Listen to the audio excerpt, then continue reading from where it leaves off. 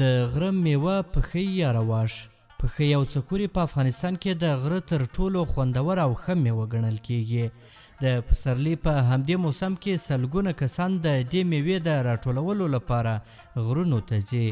پخی د غره میوه چې سبزي هم ورته ویل کېدای چې د افغانستان په ډیری غرنیو سیمو کې پیدا کیږي. پخی په هغه غرونو کې چې واورې پکې ډیرې وریږي راشنې کیږي او تریو خوند لري. د پسرلي موسم چې کله وي دلته ډېرې ښې پښې راپورته کېږي. ډېر ښه موسم دی د چکر دپاره خلکو سره تېرېږي.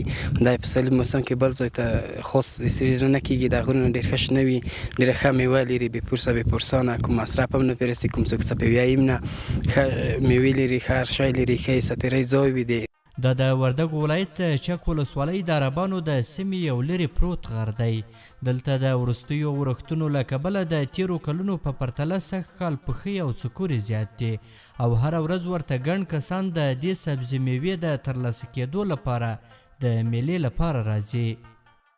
دلته خو موږ درې ملګري راغلي د لپاره د پخی چې په بل ځای کې د چک ولسوالۍ کې داسې خاص ځای نشته دی بل داسې د پخی او دلته راغلي یو لپاره د میلې چې د بوجۍ هم وروړي دي چې یو څه پخی یوسو او دلته یې ومخورو او یو څه میلافې وکړو. راغلي یو د پخیو دپاره.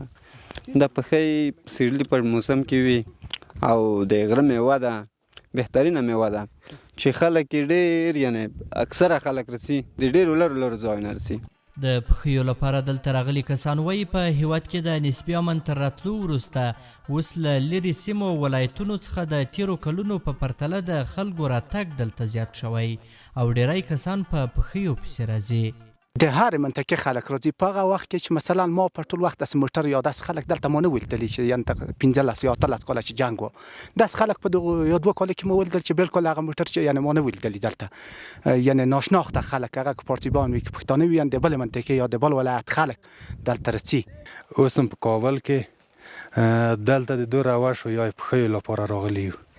دا داسې یوه میوه ده چې پسرلي په دغو موسم کې د ډېرې کمې مودې لپاره شنه کېږي او تروش خوند لري چې ډېر وطنوال یې مزه لیدلې ده.